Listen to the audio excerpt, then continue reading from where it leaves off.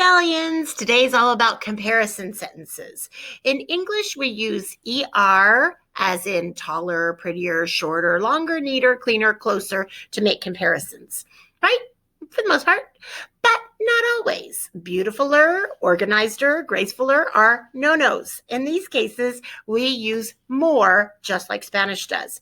The formula. So just to give you an example, we would not say beautifuler, we'd say more beautiful. She is more beautiful than, he is more organized than. Okay, well, in Spanish, we do that more thing for pretty much everything. So here's the formula. You know, we like to give formulas.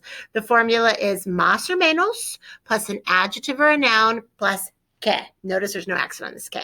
Okay, más o menos, more or less, an adjective like pretty or organized, a noun like pencils or books, and a que. So we're going to get started. She is prettier than her sister. Please take notes on this, Stallions. This portion is, yes, this is for your home. This is for the assignment. Right now, what we are doing is for the assignment. You're going to copy down let me turn off my volume on my phone. We're going to copy down the English, okay?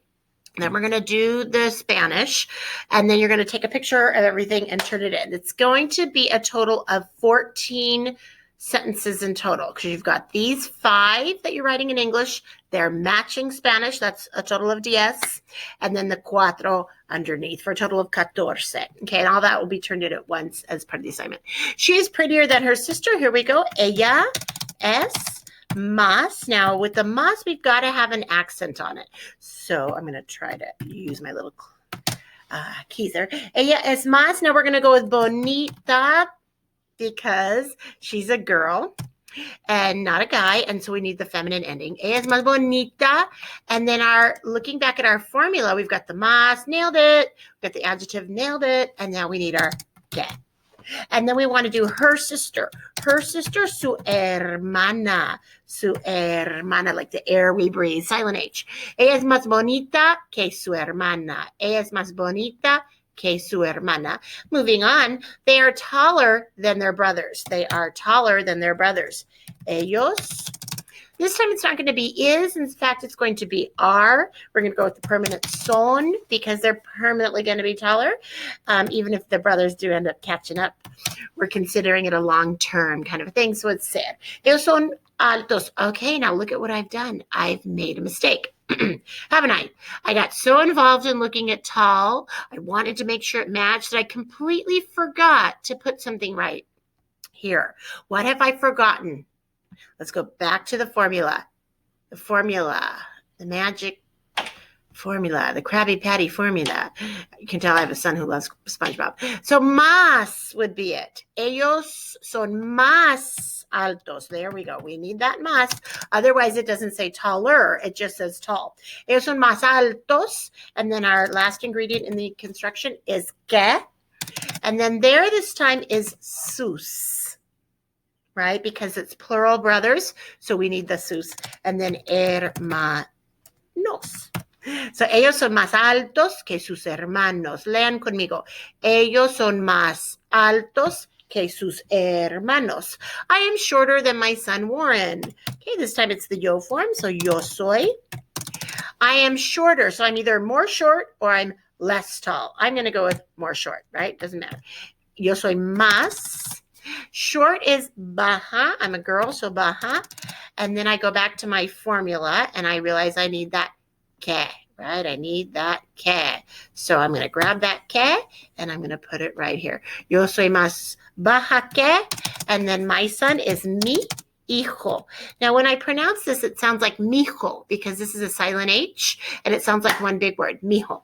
However, in reality, it's spelled with 2 separate words, okay? You will, just for curiosity's sakes, if you've ever seen this before in Spanish, you'll see this sometimes. That apostrophe indicates that some of the word has been chopped off, some of the letters, and they made a contraction. Now, this is a slang contraction. It's not official Spanish. It's not formal Spanish, but you will see this in poetry and in songs and in informal letters people write to each other or text messages or whatever. So that just says mijo, which is the same thing as mijo spelled like that, but this is the correct formal way you would in an academic setting. Yo soy más baja que mi hijo Warren. Okay, I have more books than he does. Here we go. I have more books. So this time it's the verb to have. It's a yo-go verb. It's a yo-go verb. Yo tengo más libros than, we know is que by now. He is el. And then if you look at this right here, you're thinking we need a does. However, if we put does, which is hace, the el form of hacer, that would be wrong. So you either get to end your sentence here. Yo tengo más libros que él. That would be the way a normal person would speak. Yo tengo más libros que él. Or you could say, I have more books than he has. And you can end it with tiene. That tiene is so not necessary. So I'm just going to get rid of it because, it's just not necessary. That's not the way most people would talk. They would just end it there. Let's read it together one more time. Vamos a leer. Yo tengo más libros que él. This definitely needs an accent for it to be he. We have less work than they do. Oh, this one is already given to you. Tenemos, we have less work. Now, this is the first time we're seeing the less. We've been doing a lot with más. This is the first time we're seeing menos, less work than they do. Que ellos. Once again, I can't say the do. I can say than they have, or just end it with ellos. So I'm just going to end it with ellos. Tenemos menos trabajo que ellos. Tenemos menos trabajo que ellos. Okay, now we're going to move on to something a bit harder. Okay, so if you could label your assignment a bit harder, that would be easy for me then to keep track of where you are. San Juan Hills, we're going to compare to the school called Tesoro, Treasure High School, our rival. And we're going to compare how cerca del mar the two schools are. Cerca is close to.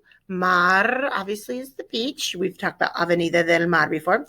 So San Juan Hills is clearly closer to the beach than Tesoro. If you know where Tesoro is located in La Dera, on your way out to Wagon Wheel, you know that San Juan is closer. So we're going to say San Juan, and then I'm going to get rid of all this, and I'm going to insert a verb right here. The verb I would use for is with location.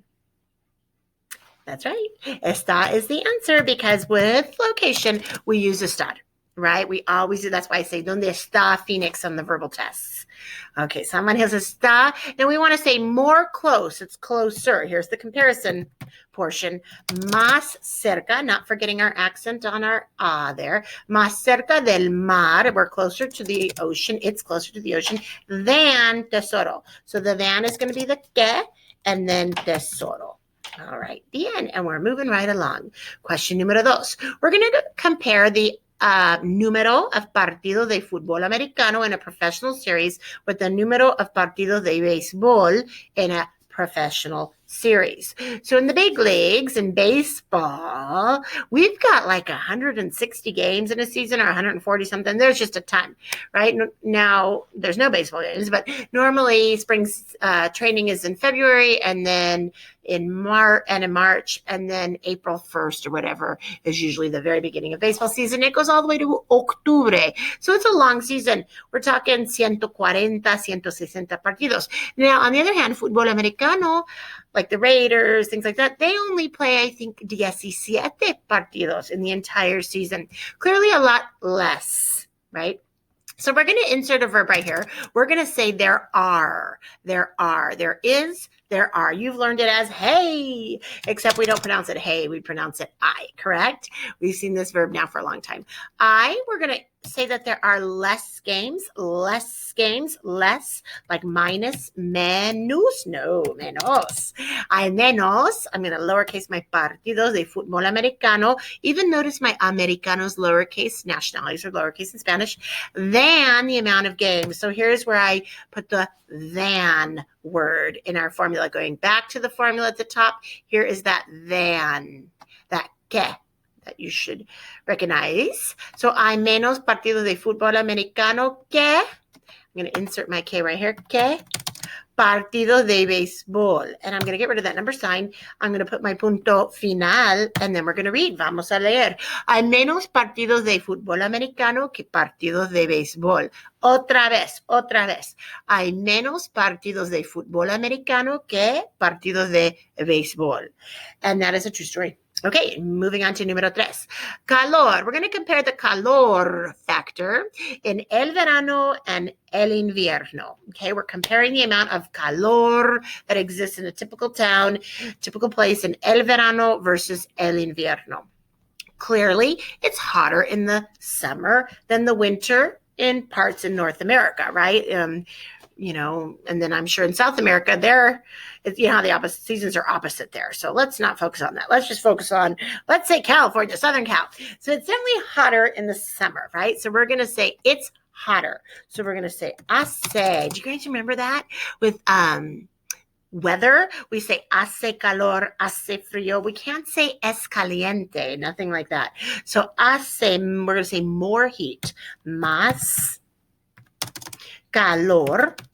Hace más calor. There's more heat going on in or during the summer. In. Now here it's fine to say and. Remember, I'm always on your case about no on the weekends, no on Sundays, not on Friday nights. Well, yes, you can say in though. Hace más calor en el verano than the winter. Than. What is my than word? Okay. You got it. Let's read it together. Vamos a leer.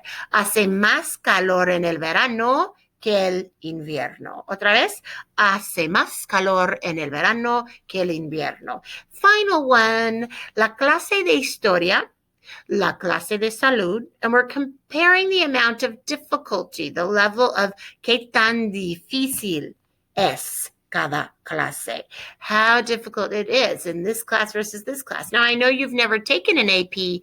My AP is in the wrong spot. I know you've never taken a AP health class or an AP history class for that matter. There is no such thing as an AP health class. But okay, let's go back. La clase de historia de AP. Okay, so AP stands for advanced placement, avanzada. So using your knowledge and your common sense, how difficult is a clase de historia avanzada versus a clase de salud? Clearly, the AP class is going to be harder, right? So la clase de historia de AP is more difficult. We want to throw in the is more difficult right there. Is more difficult. Es, let me space it out a bit. Más difícil is more difficult. Es más. And then difícil, I'm just going to copy and paste it faster that way. Es más difícil. And then than the other class. And the than word again starts with a Q. Que la clase de salud. Great. I'm going to get rid of this. And then I would like you to read along with me. Lean conmigo. La clase de historia de AP or AP es más difícil que la clase de salud. Otra vez, la clase de historia de AP es más difícil que la clase de salud. Now let's check out difícil for a second. Notice difícil has 3 I's and only one has an accent mark. Remember my little trick with this guy. It's difficult. It's tough to be the middle child, they say. In America anyways, because you don't get all the attention of the baby. You don't get all the privileges of the older child. You're kind of stuck in the middle. It's difficult to be the middle kid. Maybe that'll help you remember where to put your accent on difícil and how to pronounce it correctly. Difícil. Gracias, darlings. Ciao.